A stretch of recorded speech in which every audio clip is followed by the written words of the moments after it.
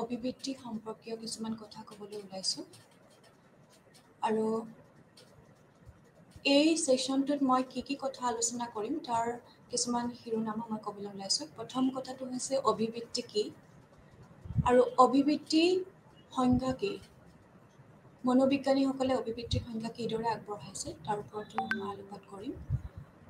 অভিবৃত্তিৰ বিভিন্ন উপাদানসমূহ কি বা ই কেনেদৰে গঠন হয় আৰু অভিবৃত্তিয়ে আমাৰ দৈনন্দিন জীৱনত কি কাৰ্যকাৰিতা সম্পন্ন কৰে সেই সম্পৰ্কে আমি থুলমূলকৈ আজি সেশনটোত আলোচনা কৰিম। অভিবৃত্তি কি বুলি কওঁতে আমি দৈনন্দিন ব্যৱহৃত বিভিন্ন শব্দৰ ভিতৰত খুব সঘনাই ব্যৱহৃত এটা শব্দ যাক আমি ইংৰাজী প্ৰতিশব্দত কওঁ এটিটিউড বুলি, আৰু এই এটিটিউড শব্দটো সকলোৰে মাজত খুব বহুলভাৱে প্ৰচাৰিত। আৰু এই অভিবৃত্তি অথবা এটিটিউড এই সম্পৰ্কত এতিয়ালৈকে বিভিন্ন অধ্যয়ন কৰি আহিছে সামাজিক মনোবিজ্ঞান বিভাগটোৱে। গতিকে অভিবৃত্তি এনে এটা ধাৰণা যি আমাৰ দৈনন্দিন জীৱনৰ আচৰণসমূহ কেনেধৰণৰ হ'ব সেইটো প্ৰভাৱিত কৰে। আমাৰ মনোভাৱবিলাক বিভিন্ন বস্তু বা বিভিন্ন পৰিৱেশৰ পৰিস্থিতিৰ বিষয়ে কেনেধৰণৰ হ'ব সেইখিনি কথাও আমাৰ অভিবৃত্তিয়ে সেইটোত প্ৰভাৱ পেলায়। এতিয়া আহিছোঁ সংজ্ঞাক লৈ। অভিবৃত্তিৰ সংজ্ঞা কেনেধৰণৰ? অভিবৃত্তিৰ সংজ্ঞাক বহুত মনোবিজ্ঞানীয়ে বেলেগ বেলেগ ধৰণে আগবঢ়াইছে আৰু তাৰে ভিতৰত আমি যদি আলোচনা কৰিবলৈ যাওঁ, গৰ্ডন এলপৰ্টৰ 1935 চনত যিটো ডেফিনেশ্যন তেখেতে দিছিলে, যিটো সংজ্ঞা তেখেতে আগবঢ়াইছিলে, সেই সংজ্ঞাটো আজিৰ দিনতো যথেষ্ট তাৎপৰ্য আছে। গতিকে গৰ্ডন এলপৰ্টে কেনেধৰণৰ এটা সংজ্ঞা আগবঢ়াইছিলে?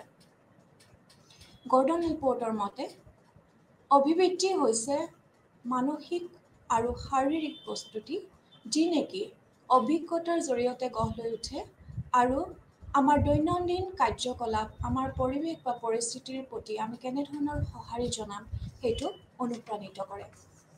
গতিকে এই সংজ্ঞাটো তাৎপৰ্য এইখিনিতেই যে ই তিনিটা দিশ, অভিবৃত্তিৰ সৈতে জড়িত তিনিটা দিশ উন্মুক্ত কৰিছে। আৰু তাৰে প্ৰথম দিশটো হৈছে অভিবৃত্তিৰ বাবে আমি মানসিক আৰু শাৰীৰিকভাৱে সচেতন হ'ব লাগিব। গতিকে শাৰীৰিক সচেতন বুলি কওঁতে আমাৰ সংজ্ঞানাত্মক দিশটো আমি কেনেধৰণে পৰিৱেশৰ বা পৰিস্থিতিৰ প্ৰতি সংবেদনশীল বা আমাৰ ষষ্ঠ ইন্দ্ৰিয়ই কেনেধৰণে ইয়াক গ্ৰহণ কৰিছে সেই দিশটো উনুকিয়াইছে।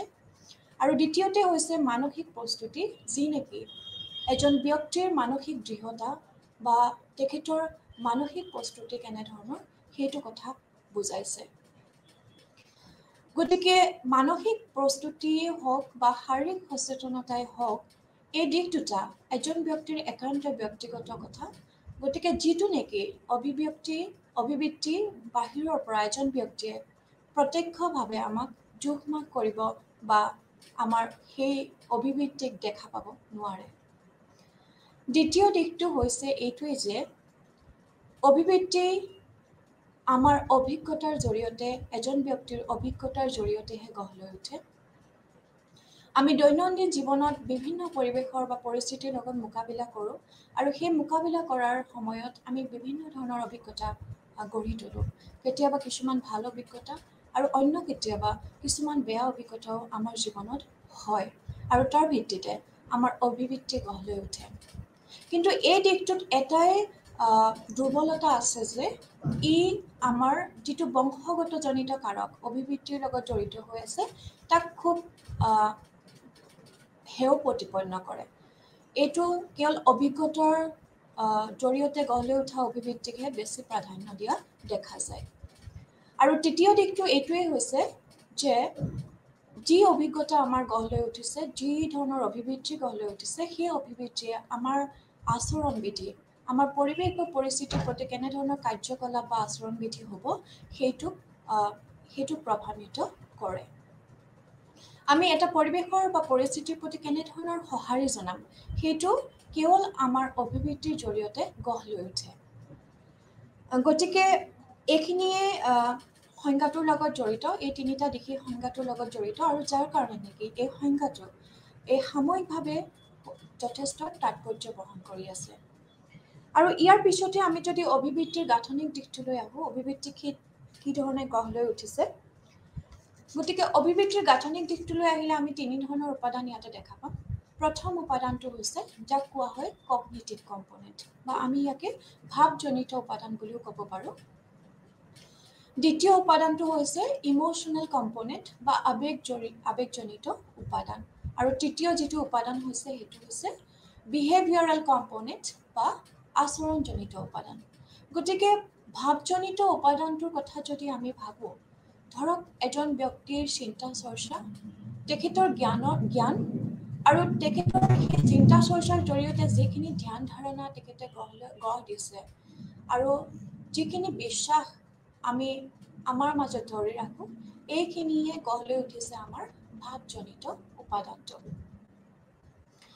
গতিকে যিকোনো এটা পৰিৱেশৰ বা পৰিস্থিতিৰ যিকোনো এটা বস্তু বা ব্যক্তিক দেখা পালে আমি সেইখিনি বিশ্লেষণ কৰোঁ। আমাৰ যি চিন্তা চৰ্চা বা ধ্যান ধাৰণা আমাৰ আছে তাৰ ভিত্তিত আমি বিশ্লেষণ কৰোঁ, আৰু সেই বিশ্লেষণৰ কৰি আমি মানুহজনৰ প্ৰতি এটা অভিবৃত্তি গঢ় দিওঁ বা ব্যক্তিজনৰ প্ৰতি এটা অভিবৃত্তি গঢ় দিওঁ। গতিকে এইটোৱে হৈছে ভাৱজনিত উপাদান, যাক আমি কগনিটিভ কম্পনেণ্ট বুলি ক'ব পাৰোঁ। আৰু দ্বিতীয় উপাদানটো হৈছে এইটো ইম'চনেল কম্পনেণ্ট বা আৱেগজনিত উপাদান। গতিকে বিভিন্ন পৰিৱেশ বা পৰিস্থিতিত আমি কেতিয়াবা ভাল লগা, কেতিয়াবা বেয়া লগা অনুভৱ কৰোঁ, বা কেতিয়াবা আশ্চৰ্য প্ৰকাশ পায় আমাৰ ব্যৱহাৰত, আৰু কেতিয়াবা আমি ধৰক খুব খং কৰোঁ বা ভয় কৰোঁ কিছুমান পৰিৱেশ বা পৰিস্থিতি। এইসমূহো আমাৰ এই দ্বিতীয় যিটো উপাদান, যিটো আৱেগজনিত উপাদান বুলি কয় বা ইম'চনেল কম্পনেণ্টটো গঢ়ি তোলে। আৰু ইয়াৰ জৰিয়তে আমি কিছুমান পৰিৱেশত সন্তুষ্টজনক বা সন্তুষ্টিজনক ভাৱ প্ৰকাশ কৰোঁ, আৰু কিছুমানত অসন্তুষ্টিজনক ভাৱ প্ৰকাশ কৰোঁ। আৰু তৃতীয় উপাদানটো হৈছে কি আচৰণজনিত উপাদান, যাৰ জৰিয়তে অভিবৃত্তিৰ জৰিয়তে আমি কি কৰোঁ, আমাৰ আচৰণসমূহ প্ৰকাশ কৰোঁ। যেনে ধৰক মোৰ কোনোবা এজন ব্যক্তিৰ প্ৰতি এটা বেয়া লগা অনুভৱ আছিল আগত, গতিকে তাৰ ভিত্তিত মই এতিয়া যেতিয়া তেখেতৰ লগত কিবা কথা বাৰ্তাত ভাগ লওঁ, গতিকে মোৰ আচৰণসমূহ অলপ পৃথক হ'ব। গতিকে এইটো হৈছে আমি পৰিৱেশ বা পৰিস্থিতিৰ প্ৰতি কেনেধৰণৰ সঁহাৰি জনাম বা কেনেধৰণৰ আচৰণ কৰিম সেইটো প্ৰতিনিধিত্ব কৰে। গতিকে এই তিনিটা উপাদান লৈ আমাৰ অভিবৃত্তি গঢ় লৈ উঠিছে। যদিও উপাদান তিনিটা আমি বেলেগ বেলেগ ধৰণে আলোচনা কৰিছোঁ, বেলেগ বেলেগ ধৰণে পৃথক কৰিছোঁ, কিন্তু যেতিয়া অভিবৃত্তি এটা গঢ় লৈ উঠে তেতিয়া তিনিটাৰে সংগতি থাকিব লাগিব। তিনিটা উপাদানৰে সংগতি থকাটো নিতান্তই প্ৰয়োজনীয়। গতিকে এই তিনিওটা উপাদানক যদি মই এটা উদাহৰণত ব্যাখ্যা কৰিবলৈ যাওঁ, ধৰক পলিথিন ব্যৱহাৰৰ প্ৰতি মোৰ এনেধৰণৰ চিন্তা চৰ্চা আছে যে পলিথিন মানৱ জাতিৰ বাবে অভিশাপস্বৰূপ, বা পলিথিনে ব্যৱহাৰে আমাৰ সমাজত নিকৃষ্টতম প্ৰভাৱ পেলাব পাৰে। গতিকে এইটো মোৰ ভাৱজনিত উপাদানত পৰিব, যিটো মোৰ চিন্তা চৰ্চা, যিটো মোৰ ধ্যান ধাৰণা। আৰু দ্বিতীয়টো হৈছে যেতিয়াই মই দেখোঁ কোনো খাদ্য সামগ্ৰী এটা পলিথিনত কাভাৰ কৰি অনা হৈছে বা পলিথিনৰ পেকেটত এটা খাদ্য সামগ্ৰী লৈ অহা হৈছে, মই খুব আশ্চৰ্য প্ৰকাশ কৰোঁ। মই আচৰিত হওঁ কিয় মানুহবোৰে এনেকুৱা কৰি আছে। গতিকে সেইটো মোৰ হৈছে আৱেগজনিত উপাদানৰ লগত জড়িত, যে মই আশ্চৰ্য প্ৰকাশ কৰোঁ। আৰু তৃতীয়টো হৈছে যিহেতু মই পলিথিনৰ প্ৰতি মোৰ এনেধৰণৰ চিন্তা চৰ্চা আছে, পলিথিনত খাদ্য সামগ্ৰী অনাটোক মই এনেধৰণে অনুভৱ কৰোঁ বা গ্ৰহণ কৰোঁ, গতিকে মই সদায় পলিথিন ব্যৱহাৰৰ পৰা বিৰত থাকোঁ। গতিকে সেই বিৰত থকাটো মোৰ আচৰণৰ বা যিটো কয় বিহেভিয়ৰেল কম্পনেণ্ট, আচৰণজনিত উপাদান। এতিয়া আহোঁ আমি টাইপছ অফ এটিটিউড বা অভিবৃত্তিৰ ধৰণ কি কি। যেতিয়া আমি কৈছোঁ অভিবৃত্তিৰ ধৰণ, তেতিয়া প্ৰধানকৈ আমি দুই ধৰণৰ অভিবৃত্তিৰ কথা উল্লেখ কৰিব পাৰোঁ। প্ৰথমটো হৈছে এক্সপ্লিচিট এটিটিউড, যাক কোৱা হয় বাহ্যিকভাৱে স্পষ্ট হোৱা এটা অভিবৃত্তি। কিছুমান অভিব্যক্তি এনেধৰণৰ হয় যে অভিব্যক্তিটো কেনেধৰণে গঢ় লৈ উঠিছে বা কোনবিলাক কাৰকৰ জৰিয়তে এনেধৰণৰ অভিব্যক্তিটো মই গঢ় দিছোঁ সেই কথাটো মই এজন ব্যক্তি হিচাপে মই পৰিচিত। ধৰক মোৰ এজন ব্যক্তিৰ প্ৰতি এটা বেয়া ভাৱ গঢ় লৈ উঠিছে, কি কাৰণে গঢ় লৈ উঠিছে মই তাক বিশ্লেষণ কৰিব পাৰোঁ, মই জানো বা মই সচেতনভাৱে তাৰ প্ৰতি মই সচেতনভাৱে জানো যে মই কি কাৰণে এই অভিব্যক্তিটো গঢ় দিছোঁ। উদাহৰণস্বৰূপে মই যদি কওঁ এটা প্ৰসাধন সামগ্ৰী মই ব্যৱহাৰ কৰি কিছুমান নাপাবলগীয়া ফল পাইছোঁ, যাৰ কাৰণে মই সেই প্ৰসাধন সামগ্ৰীটো আৰু দ্বিতীয়বাৰ ব্যৱহাৰৰ পৰা মই বিৰত থাকিছোঁ। গতিকে এইটো হৈছে এটা সুস্পষ্টভাৱে বাহ্যিকভাৱে প্ৰকাশিত এটা অভিব্যক্তি, যিটো কোৱা হয় এক্সপ্লিচিট এটিটিউড। আৰু দ্বিতীয় অভিব্যক্তিটো হৈছে ইমপ্লিচিট এটিটিউড, যাক ক'ব পাৰোঁ আমি অন্তৰ্নিহিত অভিব্যক্তি, যিটো সুস্পষ্টভাৱে প্ৰকাশিত নহয় আৰু ই আমাৰ অৱচেতন মনত থাকি, অৱচেতন স্তৰত বা অচেতন স্তৰত থাকি আমাৰ আচৰণ বিধিক প্ৰতিনিধিত্ব কৰে। কেতিয়াবা এনেকুৱা হয় কিছুমান পৰিৱেশত আমি গৈছোঁ, কিন্তু কিয় ভাল লাগিছে সেই পৰিৱেশটো আমি ক'ব নোৱাৰোঁ। কেতিয়াবা এনেকুৱা হৈছে এজন ব্যক্তিক আমি খুব আত্মীয় যেন অনুভৱ কৰিছোঁ, কিন্তু কিয় অনুভৱ কৰিছোঁ সেইটো কথা আমি সহজভাৱে আমাৰ সচেতন পৰিসীমাৰ বাহিৰত বুজাটো। গতিকে সেই ধৰণৰ অভিব্যক্তিসমূহ কোৱা হয় এই ইমপ্লিচিট এটিটিউড বা অন্তৰ্নিহিত এটা অভিব্যক্তি। গতিকে বিভিন্ন সময়ত আমাৰ এজন ব্যক্তি বা এটা পৰিৱেশৰ প্ৰতি দুই ধৰণতকৈ অধিক অভিব্যক্তি গঢ় লৈ উঠিব পাৰে। এইটো সামাজিক মনোবিজ্ঞানীসকলে অধ্যয়ন কৰিছে। যদিহে আমাৰ কোনো এটা বস্তু বা পৰিৱেশৰ প্ৰতি অধিক অভিব্যক্তি গঢ় লৈ উঠে বা ততোধিক অভিব্যক্তি গঢ় লৈ উঠে, কোনটো অভিব্যক্তিয়ে আচলতে ইমপ্লিচিট বা অন্তৰ্নিহিতভাৱে আৰু কোন ধৰণৰ এটিটিউডবিলাক বা অভিব্যক্তি বাহ্যিকভাৱে আমাৰ আচৰণক প্ৰভাৱিত কৰিব, সেই সম্পৰ্কে অধ্যয়ন কৰি থাকোঁতে 2000 চনত এটা অধ্যয়নত এইটো পোৱা গৈছিল যে যিটো অভিব্যক্তি শেহতীয়াভাৱে গঢ় লৈ উঠিছে, যিটো অভিব্যক্তি খুব শেষত বা শেহতীয়া বা নতুনকৈ গঢ় লৈ উঠিছে, সেই অভিব্যক্তিটোৱে আমাৰ কাৰ্যক পোনপটীয়াভাৱে স্পষ্টভাৱে এক্সপ্লিচিটভাৱে আমাৰ কাৰ্যক প্ৰভাৱান্বিত কৰিব। আৰু যিটো অভিব্যক্তি পূৰ্বতে গঢ় লৈ উঠিছে বা আগতেই গঢ় লৈ উঠিছিল, সেই অভিব্যক্তিটোৱে আমাৰ অৱচেতন স্তৰত থাকি আমাৰ আচৰণক প্ৰভাৱান্বিত কৰিব। কিন্তু অভিব্যক্তি দুয়োটাই আমাৰ আচৰণক প্ৰভাৱান্বিত কৰিব, এটাই অন্তৰ্নিহিতভাৱে আৰু আনটোৱে বাহ্যিকভাৱে সুস্পষ্টভাৱে আমাৰ কাৰ্যক বা আচৰণক প্ৰভাৱান্বিত কৰিব। তাৰ পিছতে আমি আলোচনা কৰিব পাৰিম অভিব্যক্তিৰ কাৰ্যকাৰিতাসমূহ কি কি বা এই অভিব্যক্তি কি কি কাৰ্য সম্পন্ন কৰে। 1960 চনত কাৰ্টছ বুলি এজন মনোবিজ্ঞানী আছিল আৰু সেই কাৰ্টছে বিভিন্ন ধৰণৰ কাৰ্যকাৰিতাৰ সম্পৰ্কে উল্লেখ কৰিছিল। কি কি ধৰণৰ কাৰ্যকাৰিতা আমাৰ অভিব্যক্তি সম্পন্ন কৰি আহিছে। গতিকে এই কাৰ্যকাৰিতাসমূহৰ ভিতৰত যদি আমি উল্লেখ কৰোঁ, তাৰে প্ৰথমটো কাৰ্যকাৰিতা হ'ব যে অভিব্যক্তিয়ে সামাজিক মূল্যবোধ গঢ় লৈ উঠাত যথেষ্ট অৰিহণা যোগায়। এতিয়া সামাজিক মূল্যবোধ বুলি কওঁতে কেনেধৰণৰ কথাবিলাক আহিব পাৰে। ধৰক আমাৰ এখন সমাজত বহুত ধৰণৰ নীতি নিয়ম থাকে। নীতি নিয়মবিলাক অলিখিত হয় অথচ থাকে, বা সমাজত কিছুমান সু-আচাৰ বা বেয়া আচৰণ হিচাপে গণ্য কৰা হয়, আৰু আন কিছুমান কাৰ্য বা আন কিছুমান আচাৰক সু-আচাৰ বা শুদ্ধ বুলি গ্ৰহণ কৰা হয়। গতিকে এজন ব্যক্তি বা সমাজত বাস কৰা ব্যক্তি হিচাপে সেই ব্যক্তিসকলৰ সেই এটা এলেকাৰ ব্যক্তিসকলৰ মাজত কেনেধৰণৰ মনোবৃত্তি আছে, কেনেধৰণৰ অভিবৃত্তি আছে, তাৰ ভিত্তিত গঢ় লৈ উঠে সামাজিক মূল্যবোধ। গতিকে এই সামাজিক মূল্যবোধত অভিবৃত্তিয়ে বা এটিটিউডে যথেষ্ট অৰিহণা যোগায়।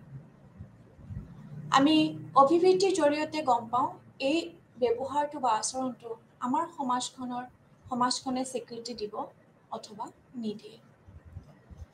আৰু দ্বিতীয় কাৰ্যকাৰিতাটো হৈছে অভিবৃত্তিয়ে এই জটিল পৃথিৱীখন বুজাত আমাক সহায় কৰে। যদি আমাৰ চাৰিওকাষটো চাওঁ, আমাৰ চাৰিওকাষৰ পৃথিৱীখন যদি আমি অনুভৱ কৰোঁ, খুবেই জটিল এই কাৰণেই যে ইয়াত বিভিন্ন ধৰণৰ উপাদান, বিভিন্ন প্ৰাণী আৰু বিভিন্ন বৈষয়িক বস্তু আমাৰ সমাজখন গঢ় লৈ উঠিছে। গতিকে এই সমাজখন বুজাটো বা এই সমাজখনৰ লগত মোকাবিলা কৰাটো সিমান এটা সহজ কথা নহয়। সমাজখন খুব জটিল আৰু সেই জটিলতাক আঁতৰাবলৈ আমাক অভিবৃত্তিয়ে সহায় কৰে। অভিবৃত্তি গঢ় লোৱাৰ কাৰণে আমি এখন সমাজক খুব সহজভাৱে আৰু খুব কম সময়তে বুজি উঠিব পাৰোঁ। ধৰক আমি এটা নতুন পৰিস্থিতিলৈ গৈছোঁ, আমি এখন নতুন গাঁও বা নতুন এটা চহৰলৈ গৈছোঁ, সেই চহৰখনত আমি কেনেধৰণৰ সাজ পোছাক পৰিধান কৰিব লাগিব, কেনেধৰণৰ নীতি নিয়মখিনি আমি মানি চলিব লাগিব, বা কি ধৰণে আমি সেইসকল ব্যক্তিৰ লগত কথোপকথন বা আমাৰ যিটো কথাৰ ভাগ বতৰা হ'ব লাগিব, সেই সম্পৰ্কে আমাক অভিবৃত্তিয়ে যথেষ্ট সহায় কৰে। আৰু এই অভিবৃত্তিৰ কিছুমান বেয়া দিশো নথকা নহয়। অভিবৃত্তিৰ জৰিয়তে আমাৰ কিছুমান বেয়া কাৰ্যও সমাজত সম্পন্ন হৈ থাকে। যেনে ধৰক এটা ডিছক্ৰিমিনেশ্যন আমি যিটো কওঁ, প্ৰেজুডাইজ, এইবিলাকো গঢ় লৈ উঠে অভিবৃত্তিৰ জৰিয়তে। কিন্তু যদি আমি ধনাত্মক দিশটোৰ প্ৰতি লক্ষ্য ৰাখোঁ, তেতিয়া অভিবৃত্তিয়ে আমাক সমাজখন খুব সহজভাৱে আৰু খুব কম সময়তে বুজাটোত সহায় কৰে। আৰু তাৰ জৰিয়তে আমি পৰিৱেশৰ প্ৰতি মোকাবিলা কৰিব পাৰোঁ। বিশেষ একো বিশ্লেষণ নকৰাকৈ, বিশেষ একো গধুৰভাৱে একো তাৰ কথা নভবাকৈ আমি খুব সহজভাৱে, খুব কম সময়তে আমি পৰিৱেশটোত মোকাবিলা কৰিব পাৰোঁ। আৰু তৃতীয় যিটো কাৰ্য সম্পন্ন কৰে, সেইটো হৈছে চেল্ফ এক্সপ্ৰেছিভ ফাংচন, যাক আমি ক'ব পাৰোঁ আত্মপ্ৰকাশৰ যিটো কাৰ্য। গতিকে সামাজিক মূল্যবোধৰ সমান্তৰালকৈ আমাক অভিবৃত্তিয়ে আত্মপ্ৰকাশ কৰাটো সহায় কৰে। আত্মপ্ৰকাশ বুলি যেতিয়া কওঁ, তেতিয়া আত্মমৰ্যাদা বা আত্মপৰিচয়, আত্মমৰ্যাদা, আত্মসন্মানবোধ এইবিলাক ৰক্ষা কৰাটো বা অটুট ৰখাটো, লগতে ইয়াক বিকাশ কৰাটো অভিবৃত্তিয়ে যথেষ্ট অৰিহণা যোগায়। কেতিয়াবা এনেকুৱা হয়, আমি আত্মসন্মানবোধ ধৰি ৰাখিবলৈ বা আত্মমৰ্যাদা প্ৰকাশ কৰিবলৈ আমি অভিবৃত্তিকে এক ধৰণৰ ৰাস্তা হিচাপে গ্ৰহণ কৰোঁ, এক ধৰণৰ পন্থা হিচাপে গ্ৰহণ কৰোঁ। যেনে ধৰক মোৰ কোনোবা এটা সমাজত চলি অহা নিয়ম নীতিৰ প্ৰতি এটা বেলেগ ধৰণৰ অভিবৃত্তি আছে। গতিকে সেই অভিবৃত্তিটো যদি প্ৰকাশ পাইছে, যদি মই প্ৰকাশ কৰিছোঁ, তেতিয়া অন্যসকল ব্যক্তিয়ে যাৰ আগত প্ৰকাশ কৰিছোঁ, তেওঁলোকে মোৰ এটা পৰিচয় তেওঁলোকৰ ওচৰত দাঙি ধৰা হ'ব। গতিকে সেই অভিবৃত্তিৰ জৰিয়তে তেওঁলোকে মোৰ পৰিচয়টো গম পাব বা মই আত্মপ্ৰকাশ কৰিবলৈ মই এটা সহায় বা এটা পথ বিচাৰি পাম। গতিকে এই চেল্ফ এক্সপ্ৰেছিভ ফাংচন বা আত্মপ্ৰকাশৰ কাৰণে অভিবৃত্তিয়ে যথেষ্ট সহায় কৰি আহিছে।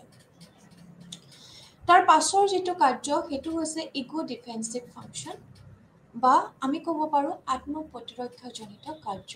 আত্মপ্ৰতিৰক্ষা বুলি যেতিয়া কৈছোঁ সেইটোৱে প্ৰধানকৈ মানসিক দিশটোকে উনুকিয়াইছে। কেতিয়াবা আমি হতাশ হওঁ বা কেতিয়াবা আমি মনোকষ্টত ভোগোঁ বা কেতিয়াবা আমি অনুতাপ কৰিয়ে গোটেই জীৱন অতিবাহিত কৰি দিওঁ। এনেকুৱা বহুত ধৰণৰ কথা আছে। কেতিয়াবা ধৰক উদাহৰণস্বৰূপে আমি ক'ব পাৰোঁ, আমাৰ এজন নিকট আত্মীয় ব্যক্তি যেতিয়া ঢুকাই গৈছে বা আমি হেৰুৱাইছোঁ কিবা কাৰণে, সেইটোৱে আমাৰ মনত যথেষ্ট ক্ৰিয়া কৰে। আমি হতাশ হওঁ, আমি আঘাতপ্ৰাপ্ত হওঁ, আমি দুৰ্বল হৈ পৰোঁ। কিন্তু এই দুৰ্বল হোৱাৰ পৰিৱৰ্তে আমি যদি এনেধৰণৰ কিছুমান অভিব্যক্তি গঢ় দিওঁ, যি অভিব্যক্তিয়ে আমাক জীয়াই থাকিবলৈ, আমাক জীৱন জীয়াবলৈ, আমাক যদি অকণমান শক্তি দিয়ে, আমাক যদি অকণমান সবল কৰি তোলে, গতিকে এই কাৰ্যটো অভিব্যক্তিৰ জৰিয়তে সম্পন্ন কৰিব পাৰে বা অভিব্যক্তিয়ে এই কথাটোক সহজ কৰি তোলে। ধৰক এজন ছাত্ৰ হিচাপে আপুনি পৰীক্ষাত অলপ কম নম্বৰ পাইছে বা ভবাতকৈ কম পাইছে, গতিকে সেইটোৱে আপোনাৰ মনত যথেষ্টভাৱে ক্ৰিয়া কৰিব আৰু সেইটো খুব সাধাৰণ কথা, কিয়নো আপোনাৰ এক্সপেক্টেশ্যন বা আশা কৰা মতে আপুনি বস্তুটো বা ফলটো লাভ কৰা নাই। গতিকে সেই কথাটোৰ বাবে, কেৱল সেই কথাটোৰ বাবেই যাতে আমি জীৱনটো হতাশত ভুগিব লগা নহয়, তাৰ বাবে অভিব্যক্তিয়ে আমাক এনেদৰে সহায় কৰে যে মই পিছৰ পৰীক্ষাটোত অধিক সবলভাৱে প্ৰস্তুতি কৰিম, অধিক শক্তিশালীভাৱে প্ৰস্তুতি চলাম আৰু মই ইয়াতকৈ অধিক নম্বৰ পাই মই মোৰ পৰিচয় দাঙি ধৰিম। গতিকে এনেধৰণৰ যিটো শক্তিশালী অভিব্যক্তি গঢ় লৈ উঠিছে, এই শক্তিশালী অভিব্যক্তিটোৱে কেনেধৰণে নিজক হতাশগ্ৰস্ত নকৰাকৈ জীয়াবলৈ শিকাব পাৰে বা নিজক আত্মসূচনাত নভোগাকৈ আপোনাক বচাই ৰাখিব পাৰে, তাৰ বাবে সহায় কৰে। যিহেতু এইটো কোৱা হয় আত্মপ্ৰতিৰক্ষাজনিত কাৰ্য। গতিকে এইসমূহ কাৰ্য অভিব্যক্তিয়ে পোনপটীয়াভাৱে কেতিয়াবা আৰু কেতিয়াবা পৰোক্ষভাৱে, প্ৰত্যক্ষ অথবা পৰোক্ষভাৱে আমাৰ কাৰ্যসমূহত প্ৰতিফলিত হৈ আহিছে বা আমাৰ কাৰ্যসমূহক, দৈনন্দিন কাৰ্যসমূহক সহায় কৰি আহিছে। ইয়াৰ পিছতে আমি আহোঁ এটিটিউড ফৰ্মেশ্যন বা এটিটিউড বা অভিব্যক্তি কেনেদৰে গঢ় লৈ উঠে। আমি জানিলোঁ অভিব্যক্তিৰ উপাদানসমূহ, আমি জানিলোঁ অভিব্যক্তিৰ কাৰ্যকাৰিতা সম্পৰ্কে, কিন্তু এই অভিব্যক্তি আমি কেনেদৰে গঢ় দিওঁ বা আমাৰ মনত ই কেনেদৰে গঢ় লৈ উঠে। গতিকে এই ক্ষেত্ৰত ক'বলৈ যাওঁতে প্ৰথম কথাটো ক'ব লাগিব, যিটো কাৰণক কোৱা হয় নিয়াৰ এক্সপ'জাৰ। মানে কোনো এজন ব্যক্তি বা কোনো এটা বস্তু মই খুব সঘনাই লগ পাই আছোঁ। খুব সঘনাই লগ পোৱা কাৰ্যটোৱে কেতিয়াবা এনেকুৱা কৰে যে ব্যক্তি এজনৰ প্ৰতি বা বস্তু এটাৰ প্ৰতি আমাৰ সদ্ভাৱ জগাই তোলে। ইয়াৰ উদাহৰণস্বৰূপে আপুনি নিজৰ পৰিয়ালটো গ্ৰহণ কৰিব পাৰে, যিহেতু আমি পৰিয়ালটোৰ লগত খুব সঘনাই দেখা পোৱা বা সঘনাই লগ পোৱা এই কাৰ্যটো হৈ থাকে, এই ক্ৰিয়াটো হৈ থাকে, যাৰ জৰিয়তে আমি পৰিয়ালৰ ইজনে আনজনৰ প্ৰতি যথেষ্ট সদ্ভাৱ গঢ়ি তোলোঁ। কিন্তু ইয়াতো কিছুমান কাৰকে ক্ৰিয়া কৰে, এই কথাটোতো কিছুমান কাৰকে ক্ৰিয়া কৰে আৰু ইয়াৰ ওপৰত সামাজিক মনোবিজ্ঞানীসকলে পৰীক্ষাও কৰিছিলে, বিভিন্ন ধৰণৰ পৰীক্ষা কৰিছিলে আৰু পৰীক্ষাত গম পোৱা গৈছিল যে এই সঘনাই পোৱা কাৰ্যটোৰ কাৰণে যিটো অভিব্যক্তি গঢ় লৈ উঠে, সেইটো তেতিয়াহে শক্তিশালী হ'ব যদি সঘনাই দেখা পোৱা কাৰ্য বা সঘনাই লগ পোৱা কাৰ্যটো এটা অনিৰ্দিষ্ট অন্তৰাল, যিটো কোৱা হয় ৰেণ্ডম, অনিৰ্দিষ্ট অন্তৰালৰ মূৰে মূৰে যদি হয়।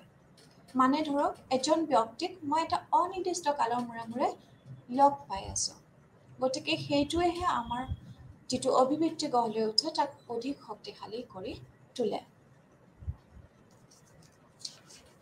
আৰু দ্বিতীয়টো ক্ৰিয়া বা প্ৰক্ৰিয়া যাৰ দ্বাৰা আমাৰ অভিব্যক্তি গঢ় লৈ উঠে, সেইটোক কোৱা হয় personal experience, on the basis of personal experience বা আমাৰ ব্যক্তিগত অভিজ্ঞতাৰ জৰিয়তে। ব্যক্তিগত অভিজ্ঞতা বুলি কওঁতে আমি দৈনন্দিন যিবিলাক অভিজ্ঞতা আহৰণ কৰিছোঁ ধৰক আমি জন্মৰ পৰা আমাৰ এই বয়সলৈকে আমি যথেষ্ট জ্ঞান আহৰণ কৰিছোঁ, যথেষ্ট অভিজ্ঞতা আহৰণ কৰিছোঁ। প্ৰথম ষ্টেজত যদি ভাবোঁ, আমি শিশু অৱস্থাত যথেষ্ট অভিজ্ঞতা আমাৰ আছে। তাৰপিছতে আমাৰ স্কুলীয়া জীৱনত অভিজ্ঞতা আছে, আমাৰ কলেজীয়া জীৱনত অভিজ্ঞতা আছে, আৰু তাৰ পাছতে আমাৰ ধৰক শিক্ষকতা জীৱনতো যথেষ্টখিনি অভিজ্ঞতা আছে। এই অভিজ্ঞতাসমূহ কেতিয়াবা হ'ব পাৰে খুব সন্তুষ্টিদায়ক, কেতিয়াবা অসন্তুষ্টিদায়ক। অভিজ্ঞতা যিয়েই নহওক, কিন্তু ই আমাৰ অভিবৃদ্ধি গঢ় লৈ উঠাত, ইয়াৰ বেচিছতে বা ইয়াৰ জৰিয়তে আমাৰ অভিবৃদ্ধি গঢ় লৈ উঠাত সহায় হয়। আৰু সেই অনুপাতে আমি আচৰণ কৰিবলৈ শিকোঁ। ধৰক আমাক পূৰ্বতে এনে এজন আমি ব্যক্তি পাইছিলোঁ য'ত আমি অসহায় আছিলোঁ, আৰু সেই অসহায় অৱস্থাত তেখেতে আমাক কোনো ধৰণৰ সহায় আগবঢ়োৱা নাছিল। গতিকে সেই ব্যক্তিজনৰ প্ৰতি মোৰ কেনেধৰণৰ অনুভৱ বা কেনেধৰণৰ অভিবৃদ্ধি গঢ় লৈ উঠিব। আৰু ধৰক এজন ব্যক্তি যিয়ে আমাক প্ৰতিটো মুহূৰ্ততে সফলতা অথবা বিফলতা প্ৰতিটো মুহূৰ্ততে আমাক সঁহাৰি জনাই আহিছে, আমাৰ কাষত থিয় দি আহিছে। গতিকে সেই ব্যক্তিজনৰ প্ৰতি মোৰ কেনেধৰণৰ অভিবৃদ্ধি গঢ় লৈ উঠিব। গতিকে এইসমূহ অভিবৃদ্ধি যদি আমি কওঁ, এইখিনি খুব সূক্ষ্মভাৱে যদি আমি চাওঁ, আমাৰ অভিজ্ঞতাৰ জৰিয়তে গঢ় লৈ উঠিছে। আৰু বেছিভাগ অভিবৃদ্ধিয়ে যদি চোৱা যায়, আমাৰ দৈনন্দিন অভিজ্ঞতাৰ জৰিয়তেহে গঢ় লৈ উঠে। আৰু তাৰ পাছতেই কেনেধৰণে অভিবৃদ্ধি গঢ় লৈ উঠে যদি আমি কওঁ, তেতিয়া সামাজিকৰণৰ দ্বাৰা বা সামাজিক শিক্ষণক আমি ক'ব পাৰোঁ। সামাজিক শিক্ষণ বুলি কওঁতে বিভিন্ন নীতিৰ কথা আহিব, যেনেকৈ ক্লাছিকেল কণ্ডিশ্যনিং নীতি বুলি এটা আছে, classical conditioning principle, operant conditioning principle, আৰু বিহেভিয়াৰেল লাৰ্ণিং। য'ত ক্লাছিকেল কণ্ডিশ্যনিং বুলি মই যেতিয়া ক'ম, তেতিয়া আমাৰ পোনপ্ৰথমে মনত পৰে পেভলভৰ এটা কুকুৰক লৈ কৰা পৰীক্ষাৰ ওপৰত। কুকুৰৰ যিটো পৰীক্ষা, সেইটো আমি সকলোৱে জানো। আমি লাৰ্ণিং চেপ্টাৰটোত বা লাৰ্ণিঙৰ যিটো চেপ্টাৰ আছিলে, তাতে আমি এই পেভলভৰ যিটো ডগ এক্সপেৰিমেণ্ট, সেইটো আমি সকলোৱে পঢ়িছোঁ। গতিকে কেতিয়াবা এনেকুৱা হয়, এইখিনিতে মই এটা উল্লেখ কৰিব পাৰোঁ, জন ৱাটছন বুলি যিজন মনোবিজ্ঞানী আছিলে, তেখেতে লিটল এলবাৰ্ট বুলি এটা সৰু ল'ৰাৰ ওপৰত এটা পৰীক্ষা কৰিছিলে। আৰু এই পৰীক্ষাটোত আমি যিটো ফবিয়া বুলি কওঁ, ইৰেশ্যনেল ফিয়াৰ, এইটো কেনেদৰে গঢ় দিব পাৰি তাৰ ওপৰত পৰীক্ষাটো কৰা হৈছিল। আৰু তাত নেকি এটা বগা এন্দুৰৰ প্ৰতি এজন শিশুৰ এটা ভয় ভাৱ গঢ় দিয়া হৈছিল। এই ভয় ভাৱটো অত্যাধিক ধৰণৰ। ধৰক বগা এন্দুৰটো দেখি সাধাৰণভাৱে ভয় খোৱা এটা শিশুতকৈ এই ভয় ভাৱটো অলপ বেলেগ ধৰণৰ ভয় ভাৱ আছিল। গতিকে সেই বগা এন্দুৰটোৰ প্ৰতি সৰু ল'ৰাজনৰ কেনেধৰণে ভয় ভাৱ গঢ় দিয়া হৈছিল, এই অভিবৃদ্ধিটো গঢ় লৈ উঠিছিলে ক্লাছিকেল কণ্ডিশ্যনিঙৰ নীতি অনুসাৰে। গতিকে আমি যদি চাওঁ, টেলিভিশ্যনৰ পৰ্দাত বিভিন্ন সময়ত বিভিন্ন বিজ্ঞাপন দিয়া হয়, আৰু এই বিজ্ঞাপনসমূহ দিওঁতে বিশেষকৈ নায়ক বা নায়িকাগৰাকীক অন্তৰ্ভুক্ত কৰা হয়। গতিকে নায়ক বা নায়িকাগৰাকীক সেই বিশেষ বিজ্ঞাপনটো দিবলৈ কিয় অন্তৰ্ভুক্ত কৰা হয়? নায়ক বা নায়িকাগৰাকীৰ জৰিয়তে আমাৰ সেই বিশেষ এটা বস্তুৰ প্ৰতি বা বিশেষ এটা বিজ্ঞাপনৰ প্ৰতি আমাৰ এটা শক্তিশালী অভিবৃদ্ধি গঢ় লৈ উঠে। আৰু এই অভিবৃদ্ধিটো গঢ় দিবৰ বাবে সেই বিজ্ঞাপনসমূহত নায়ক বা নায়িকাগৰাকীক অন্তৰ্ভুক্ত কৰা হয়। গতিকে আমি যদি চাওঁ, এনে বিজ্ঞাপনসমূহৰ জৰিয়তে বা যিখিনি অভিবৃদ্ধি আমাৰ গঢ় লৈ উঠিছে, সেই অভিবৃদ্ধিসমূহ যদি কেনেধৰণে গঢ় লৈ উঠিছে বিশ্লেষণ কৰোঁ, তেতিয়া সেই অভিবৃদ্ধি গঢ় লৈ উঠিছে বিশেষকৈ ক্লাছিকেল কণ্ডিশ্যনিঙৰ নীতি অনুসৰি। আৰু দ্বিতীয়টো সামাজিক শিক্ষণৰ কথা যদি ক'বলৈ যাওঁ, দ্বিতীয় নীতিটো হৈছে অপাৰেণ্ট কণ্ডিশ্যনিঙৰ নীতি অনুসৰি। অপাৰেণ্ট কণ্ডিশ্যনিঙৰ নীতি বুলি কওঁতে অধিক শক্তিশালীভাৱে গঢ় লৈ উঠা অভিবৃদ্ধিসমূহ, তাৰ গঠনৰ মূল কাৰণ হৈছে এই অপাৰেণ্ট কণ্ডিশ্যনিং। যেনেকৈ ধৰক আমাক বহুত সময়ত শিক্ষকসকলে আমাক অনুপ্ৰাণিত কৰিবলৈ বিভিন্ন প্ৰথা হাতত লয়। ঘৰুৱা জীৱনতো যদি আমি ভাবোঁ, আমাৰ মা দেউতাই বা আমাৰ ডাঙৰসকলে অগ্ৰজসকলে বিভিন্ন ধৰণৰ প্ৰথা অৱলম্বন কৰে।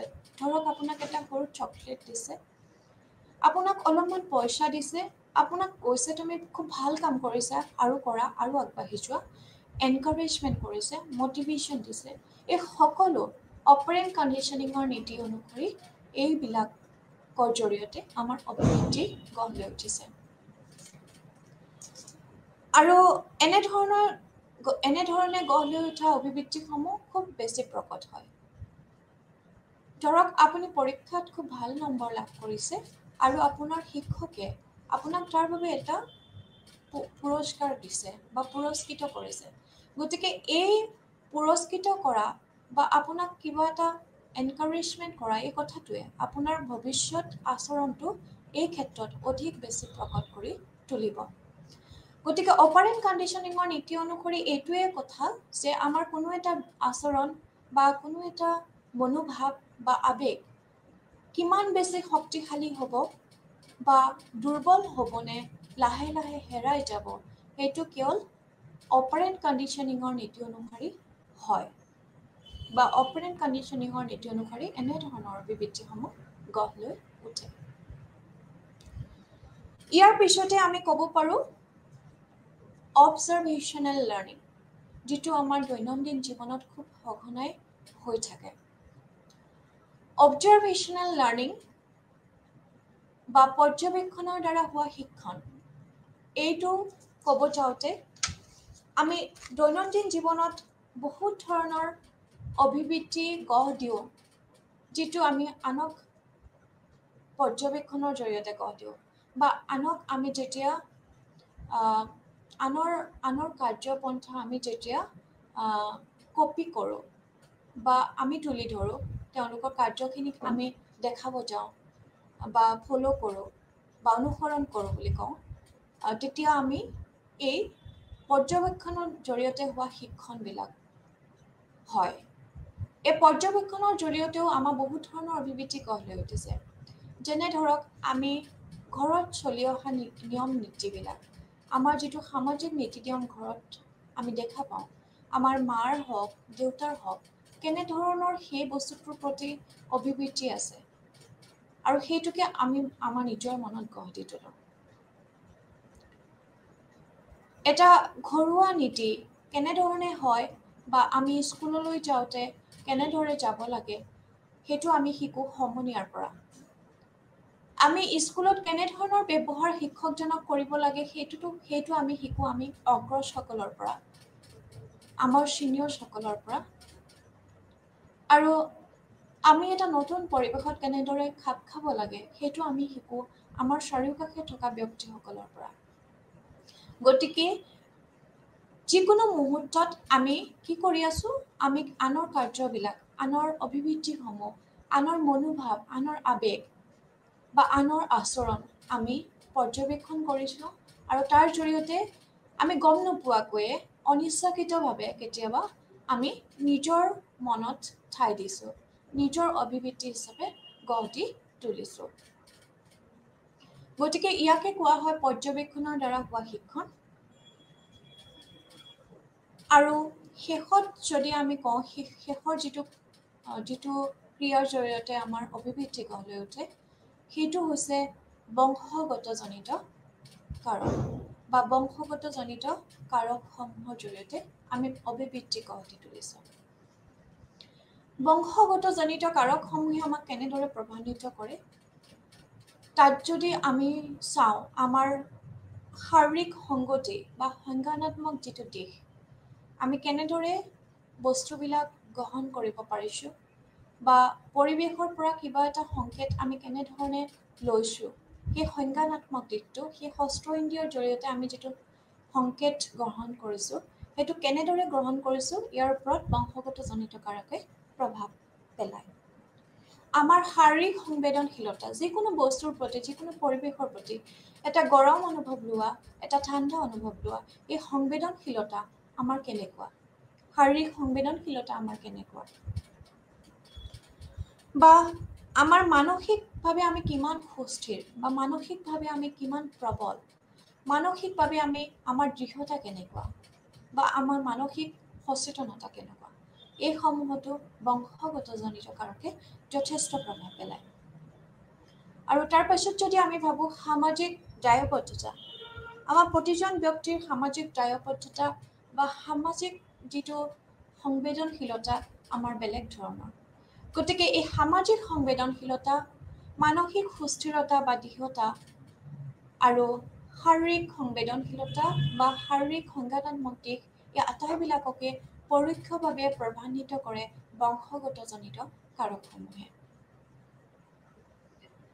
গতিকে এই বংশগতজনিত কাৰকসমূহে যদি আমাৰ অভিবৃদ্ধি গঢ় লৈ উঠা বিভিন্ন উপাদানক পৰোক্ষভাৱে হ'লেও প্ৰভাৱ পেলায়, তেতিয়াহ'লে খুব স্বাভাৱিকভাৱে ই আমাৰ অভিবৃদ্ধিকো গঢ় লৈ উঠাত সহায় কৰে। মানে আমাৰ এনেধৰণৰ অভিবৃদ্ধি কিছুমান গঢ় লৈ উঠিছে যিবিলাক আমাৰ বংশগতজনিত কাৰকৰ বাবেহে গঢ় লৈ উঠিছে। গতিকে এই সম্পৰ্কত টেচাৰে এটা পৰীক্ষা কৰিছিলে 1993 চনত। আৰু 1993 চনত কৰা টেচাৰৰ এই পৰীক্ষাটোত এই কথাটোৱে সুস্পষ্টভাৱে প্ৰকাশ পাইছে যে হয় বংশগতজনিত কাৰকেও আমাৰ অভিবৃদ্ধি গঢ় লৈ উঠাত বিভিন্ন ধৰণে সহায় কৰে। আৰু টেচাৰৰ এই পৰীক্ষাটোত তেখেতে তুলনামূলক এটা অধ্যয়ন কৰিছিল দুজন যমজ সন্তান যাৰ নেকি সাদৃশ্যতা অধিক, বহুত ধৰণৰ সাদৃশ্যতা থাকে যাক আমি মনোজাইগটিক টুইন বুলি ক'ব পাৰোঁ। গতিকে তেনে দুজন যমজ সন্তান আন দুজন সাধাৰণ সন্তানৰ মাজত ধ্যান ধাৰণা বা চিন্তা চৰ্চাৰ কি ধৰণৰ পাৰ্থক্য বা সামঞ্জস্যতা লক্ষ্য কৰিব পাৰি।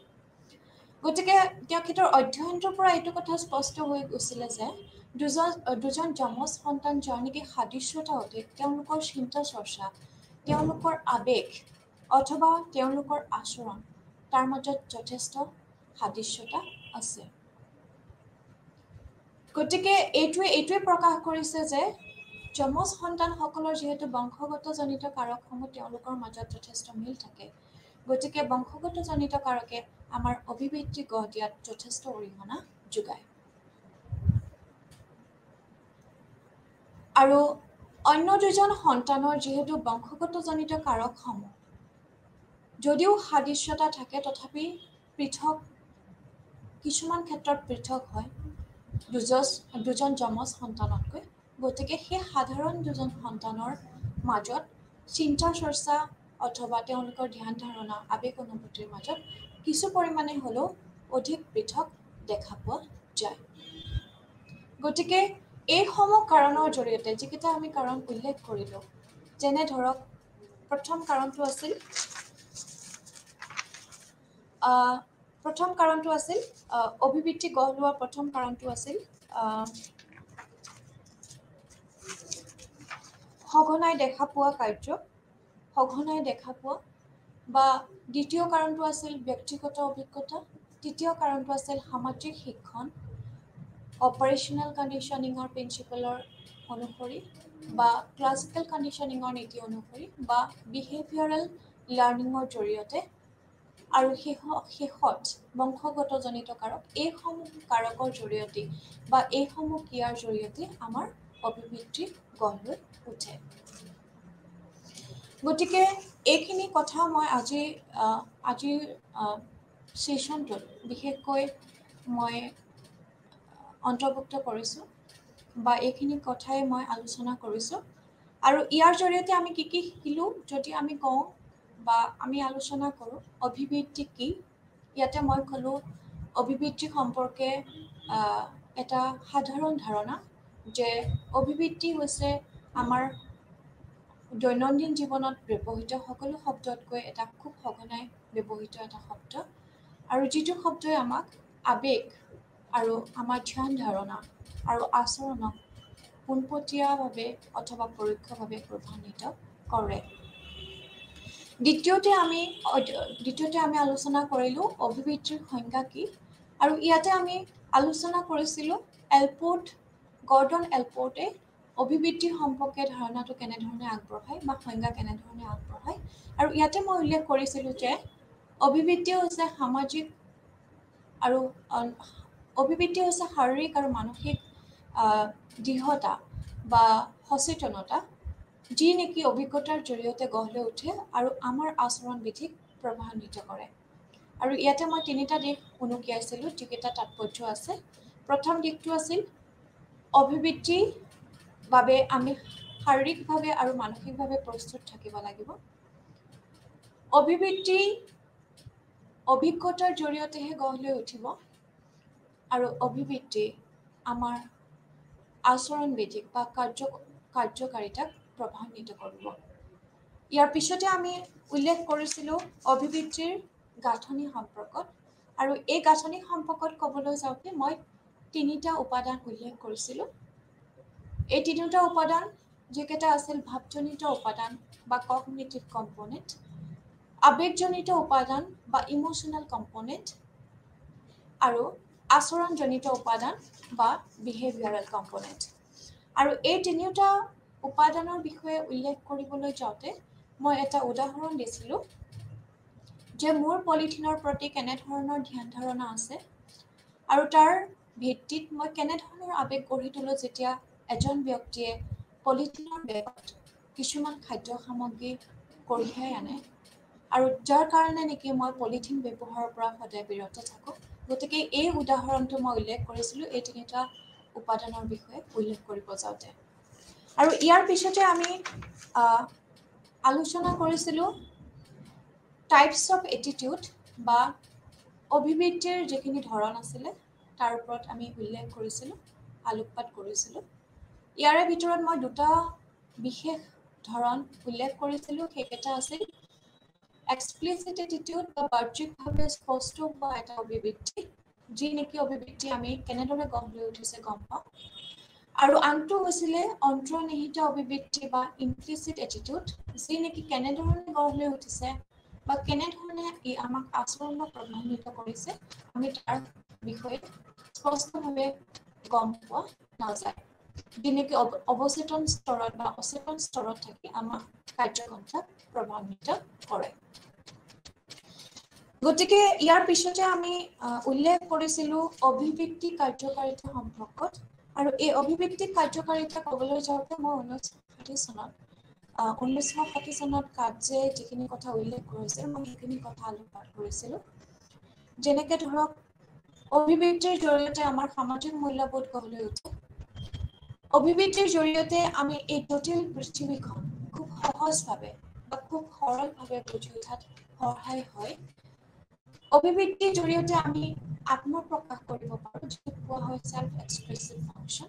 অভিবৃদ্ধিৰ জৰিয়তে আমি আত্মপ্ৰকাশ কৰা বা আত্মপৰিচয় দাঙি ধৰাত আমাৰ সহায় হয়। আৰু টো আছিল ইগ' ডিফেন্সিভ ফাংচন বা অভিবৃদ্ধিয়ে আমাক কেনেধৰণে আত্মপ্ৰতিৰক্ষাৰ বাবে সহায় কৰে, য'ত নেকি মই উল্লেখ কৰিছিলোঁ এজন ব্যক্তিয়ে বিশেষভাৱে হতাশ নোহোৱাকৈ বা মনোবল নেহেৰুৱাকৈ কেনেধৰণে জীৱন জীয়াব পাৰে অভিবৃদ্ধিৰ জৰিয়তে। আৰু ইয়াৰ পিছতে আমি এটিটিউড ফৰ্মেশ্যন বা অভিবৃদ্ধি গঢ় লৈ উঠা যিটো ক্ৰিয়া তাৰ ওপৰত আমি আলোকপাত কৰিছিলোঁ। আৰু ইয়াতে মই উল্লেখ কৰিছিলোঁ কেনেকৈ অভিবৃদ্ধিয়ে সঘনাই দেখা পোৱা বা সঘনাই লগ পোৱা ব্যক্তিজনক সঘনাই লগ পোৱা বা সঘনাই দেখা পোৱাৰ জৰিয়তে আমি অভিবৃদ্ধি প্ৰতিক্ৰিয়া পাৰোঁ তাৰ কথা উল্লেখ কৰিছিলোঁ। আৰু দ্বিতীয়তে মই কৈছিলোঁ অভিবৃদ্ধি কেনেধৰণে ব্যক্তিগত অভিজ্ঞতাৰ ভিত্তিত বা পাৰ্চনেল এক্সপেৰিয়েঞ্চৰ ভিত্তিত কেনেধৰণে অভিবৃদ্ধি গঢ় লৈ উঠে। আৰু ইয়াতে মই উল্লেখ কৰিছিলোঁ যে আমি দৈনন্দিন লাভ কৰা বিভিন্ন অভিজ্ঞতা যি নেকি ভাল অথবা বেয়া অভিজ্ঞতা হ'ব পাৰে, সেই অভিজ্ঞতাসমূহৰ জৰিয়তে আমি অভিবৃদ্ধি গঢ় দি তোলোঁ। আৰু তৃতীয়তে মই উল্লেখ কৰিছিলোঁ যে সামাজিক শিক্ষণৰ দ্বাৰা বা সমাজত আমি শিকি অহা কথাবোৰৰ জৰিয়তে আমি কেনেধৰণে অভিবৃদ্ধি গঢ় দিওঁ বা কোনবিলাক নীতি ইয়াতে প্ৰয়োগ হয়। তাতে মই উল্লেখ কৰিছিলোঁ ক্লাছিকেল কণ্ডিশ্যনিঙৰ নীতি কথা, অপাৰেণ্ট কণ্ডিশ্যনিঙৰ নীতি কথা, আৰু পৰ্যবেক্ষণৰ জৰিয়তে হোৱা শিক্ষণ, যিটো কৈছিলোঁ বিহেভিয়াৰেল অবজাৰ্ভেশ্যনেল লাৰ্ণিং। আৰু ক্লাছিকেল কণ্ডিশ্যনিং নীতিৰ কথা ক'বলৈ যাওঁতে আমি উল্লেখ কৰিছিলোঁ জন ৱাটছনৰ যিটো লিটিল এলবাৰ্টৰ যিটো পৰীক্ষা আছিল, য'ত নেকি এটা বগা এন্দুৰৰ প্ৰতি এজন সৰু শিশুৰ এটা ভয় ভাৱ গঢ় দিয়া হৈছিল। আৰু যেতিয়া আমি অপাৰেণ্ট কণ্ডিশ্যনিঙৰ নীতিৰ কথা উল্লেখ কৰিছিলোঁ তেতিয়া মই এটা কথা কৈছিলোঁ যে আমাৰ কোনোবা এটা অভিবৃত্তি কিমান সঠিকভাৱে গঢ় লৈ উঠিব, কিমান শক্তিশালী হ'ব বা কিমান প্ৰকট হ'ব, বা কেতিয়াবা এই অভিবৃত্তিটো আমাৰ লাহে লাহে হেৰাই যাব নেকি বা দুৰ্বল হৈ যাব নেকি, এই কথাটো মই উল্লেখ কৰিব যাওঁতে মই অপাৰেশ্যনেল কণ্ডিশ্যনিং নীতিৰ কথা উল্লেখ কৰিছিলোঁ, বিশেষকৈ পৰিণতিৰ পৰা, যে কাৰ্য এটা কৰাৰ পাছত পৰিণতি কি পাইছোঁ সেই তাৰ ওপৰত ভিত্তি কৰি আমাৰ এনেধৰণৰ অভিবৃত্তিসমূহ গঢ় লৈ উঠে। আৰু তৃতীয়তে মই উল্লেখ কৰিছিলোঁ যিটোক অবজাৰ্ভেশ্যনেল লাৰ্ণিং বুলি কৈছিলোঁ, পৰ্যবেক্ষণৰ দ্বাৰা হোৱা শিক্ষণ, যে আমি বহু সময়ত নজনাকৈ বা অনিচ্ছাকৃতভাৱেও আমি আনক দেখি আনৰ অভিবৃত্তিসমূহক নিজৰ অভিবৃত্তি হিচাপে গ্ৰহণ কৰি তাৰ ধৰণে আচৰণ কৰিবলৈ শিকোঁ। আৰু তাক মই কৈছিলোঁ পৰ্যবেক্ষণৰ দ্বাৰা হোৱা শিক্ষণ। আৰু শেষত মই উল্লেখ কৰিছিলোঁ কেনেকৈ বংশগতজনিত বিভিন্ন কাৰকে কেনেধৰণে আমাৰ ব্যৱহাৰ বা আচৰণক প্ৰভাৱিত কৰে বা কেনেধৰণে অভিবৃত্তি গঢ় দিয়াত সহায় কৰে। আৰু ইয়াতে মই তিনিটা কথা উল্লেখ কৰিছিলোঁ, যেনেকৈ ধৰক শাৰীৰিক সংবেদনশীলতা বা সংজ্ঞানাত্মক দিশটো, আৰু মানসিক দৃঢ়তা বা মানসিক প্ৰস্তুতি, আৰু সামাজিক যিটো আমাৰ সংবেদনশীলতা আৰু সামাজিক দায়বদ্ধতা, এইকেইটা কথা মই উল্লেখ কৰিছিলোঁ। যিহেতু এইকেইটা দিশত আমাক বংশগতজনিত কাৰকে পোনপটীয়াভাৱে অথবা পৰোক্ষভাৱে বা প্ৰত্যক্ষভাৱে আমাক সহায় কৰি আহিছে বা প্ৰভাৱ পেলাই আহিছে। গতিকে এইকেইটা কাৰকৰ জৰিয়তে আমি এইটো কথা অনুধাৱন কৰিব পাৰোঁ যে আমাক বংশগতজনিত কাৰকসমূহ অভিবৃত্তি গঠন কৰাত যথেষ্ট অৰিহণা যোগায়। আৰু ইয়াতে মই টেচাৰৰ 1993 চনত টেচাৰে যিটো পৰীক্ষা কৰিছিলে, যে দুজন যমজ সন্তান আন দুজন সাধাৰণ সন্তানৰ তেওঁলোকৰ মাজত অভিবৃত্তিৰ কি ধৰণৰ পাৰ্থক্য দেখা যায়, গতিকে সেই ধৰণৰ পৰীক্ষাটোৰ কথা মই ইয়াতে উল্লেখ কৰিছিলোঁ। গতিকে মোৰ ক'ব লগাখিনি ইমানেই আছিলে, এইখিনিয়ে মই আজিৰ ছেশ্যনটোত অন্তৰ্ভুক্ত কৰিছোঁ। কিন্তু তথাপিও মোৰ কেইটামান প্ৰশ্ন আপোনালোকলৈ আছে, যেনে ধৰক অভিবৃত্তিৰ বিভিন্ন উপাদান মই উল্লেখ কৰিলোঁ। তিনিটা উপাদান মই উল্লেখ কৰিছিলোঁ, ভাৱজনিত উপাদান, আৱেগজনিত উপাদান আৰু ব্যৱহাৰজনিত উপাদান। এইকেইটা উপাদান অন্তৰ্ভুক্ত কৰি মোৰ প্ৰথম প্ৰশ্নটো হৈছে, এইকেইটা উপাদান অন্তৰ্ভুক্ত কৰি আপোনালোকে এটা উদাহৰণ, নিজৰ অভিজ্ঞতাৰ ভিত্তিত এটা উদাহৰণ দিয়ক, য'ত নেকি এই তিনিওটা উপাদান আপোনাৰ সেই অভিবৃত্তি গঠন হওঁতে ব্যৱহাৰ হৈছে, বা আপুনি যিটো অভিবৃত্তিৰ উদাহৰণ দিছে সেই অভিবৃত্তিত এই তিনিটা উপাদানক আপুনি হাইলাইট কৰিব লাগে বা অভিবৃত্তিক আপুনি চিনাক্ত কৰিব লাগে। সেইটো হৈছে মোৰ প্ৰথম প্ৰশ্ন।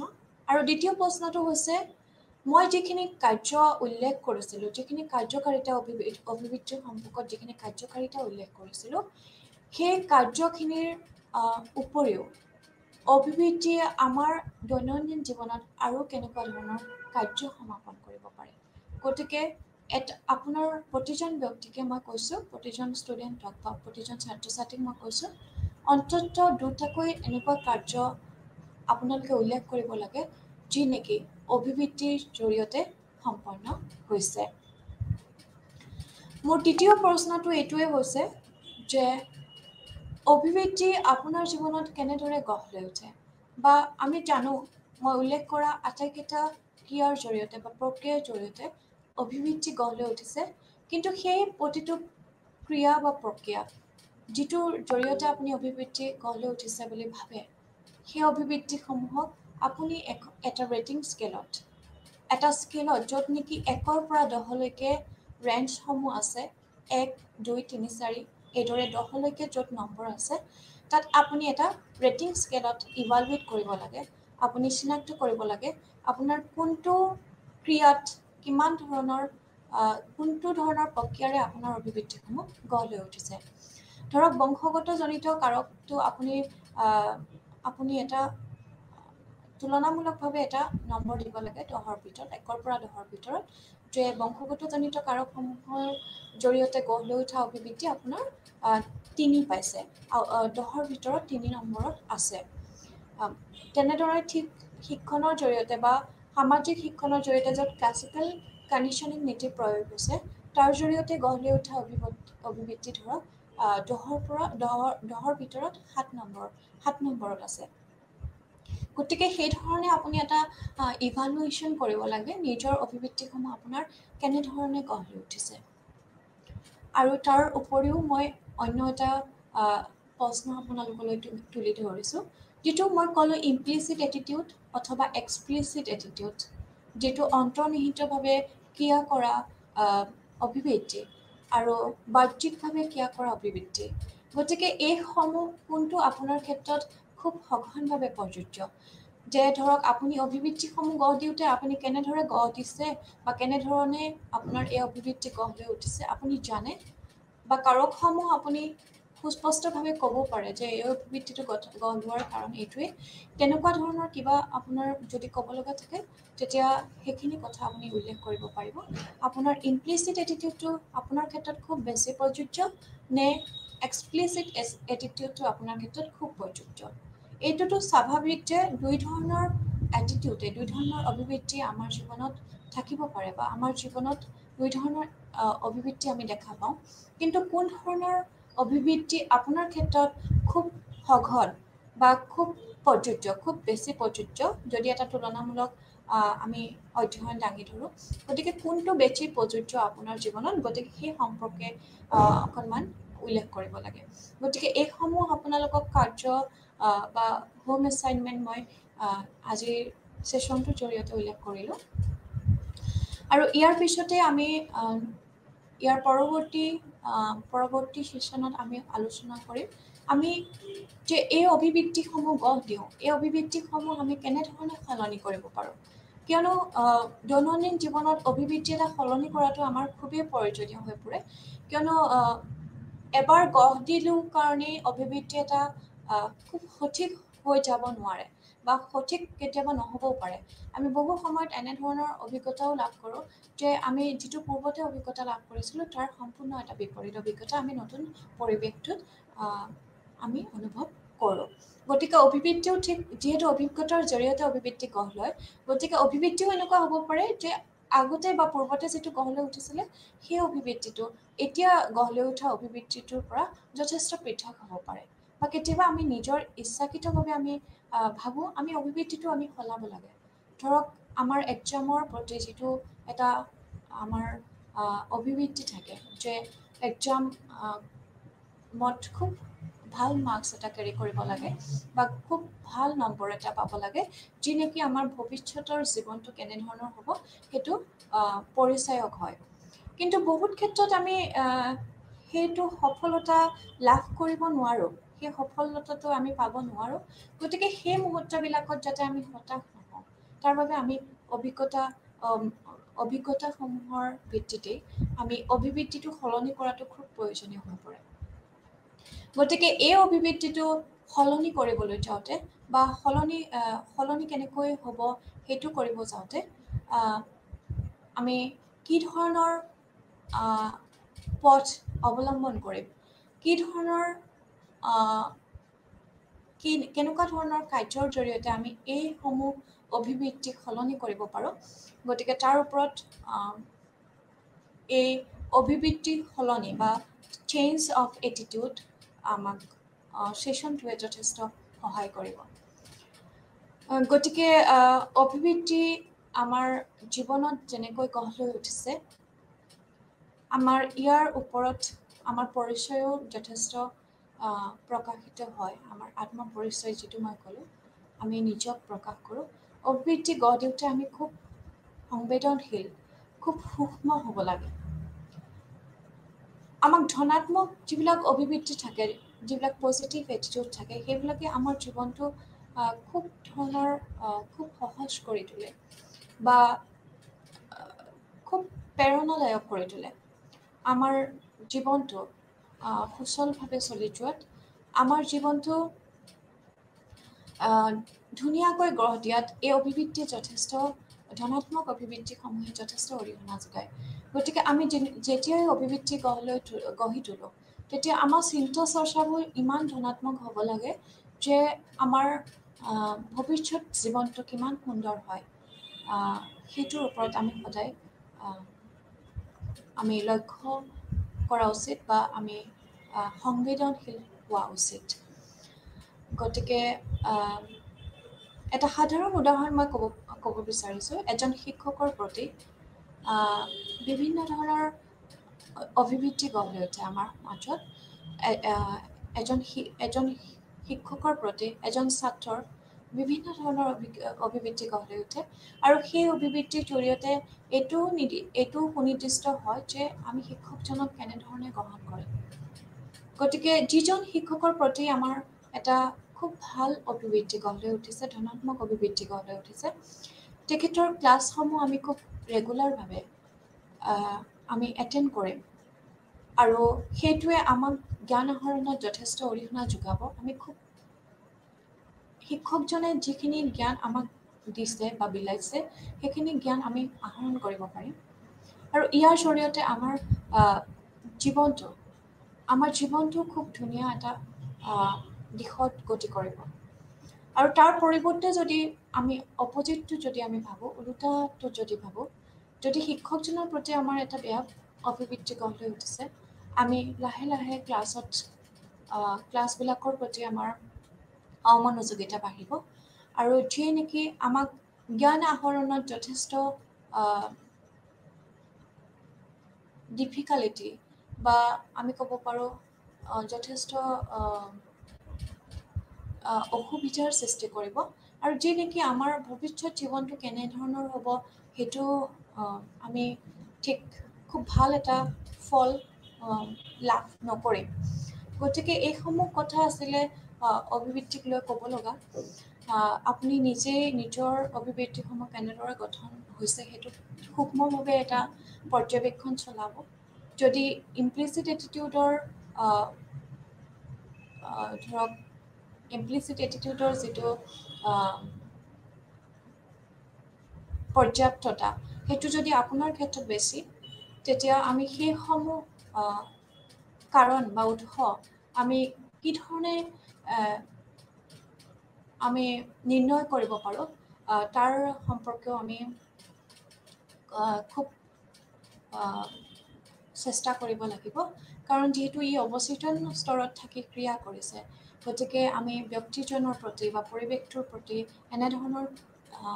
এনেধৰণৰ আমাৰ অভিবৃত্তি কিয় গঢ় লৈ উঠিছে সেইটো ক'ব নোৱাৰিম, কিন্তু আমি চেষ্টা কৰিব লাগিব যাতে আমি প্ৰতিটো অভিবৃত্তি গঢ় দিওঁতে আমি খুব সংবেদনশীলভাৱে সচেতনভাৱে আমি গঢ় দিওঁ আৰু তেতিয়াহে আমাৰ অভিবৃত্তিসমূহ ধনাত্মক দিশে গঢ় লৈ উঠিব আৰু ই আমাৰ জীৱনৰ ভেটিটো খুব সবল কৰি তুলিব আৰু আমাক এখন ধুনীয়া পৃথিৱী ই আমাক উপহাৰ দিব। গতিকে এইখিনি কথা ক'ব লগা আছিল। গতিকে যিখিনি প্ৰশ্ন মই আপোনালোকলৈ আগবঢ়াইছোঁ সেইখিনি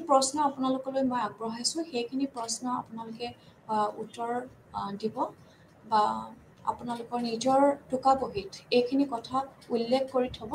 গতিকে এইখিনি কথাই মই আপোনালোকক আজিৰ ছেশ্যনটোৰ জৰিয়তে আগবঢ়ালোঁ আৰু কিবা ধৰণৰ যদি আপোনালোকৰ জানিব লগা থাকে বা কিবা ধৰণৰ কুৱেৰিজ বা কুৱেশ্যন ষ্টাডি বা প্ৰশ্ন যদি থাকে সেইসমূহ মোলৈ আগবঢ়াব পাৰিব, কমেণ্ট বক্সতো লিখিব পাৰিব, নহ'লে আপোনালোকে মোক প্ৰত্যক্ষভাৱেও যোগাযোগ কৰিব পাৰিব আৰু মই যিমান পাৰোঁ ইয়াৰ উত্তৰ দিবলৈ মই যথেষ্ট চেষ্টা কৰিম আৰু সেই উত্তৰসমূহ পাই আপোনালোকৰ যিখিনি ফিডবেক থাকে সেইখিনিও মোক জনাব পাৰিব। গতিকে এইখিনিয়ে মোক ক'ব লগা আছিলে। ইয়াকে কৈ মই অভিবৃত্তি সম্পৰ্কীয় আজিৰ ছেশ্যনটো ইমানতে সামৰণি মাৰিছোঁ আৰু নেক্সট ছেশ্যনটো মই অভিবৃত্তি সাল সলনি কেনেদৰে কৰিব পাৰি তাৰ ওপৰতে আপোনালোকক বিশেষকৈ ফ'কাছ কৰিম। গতিকে এইখিনি মোক ক'ব লগা। ধন্যবাদ।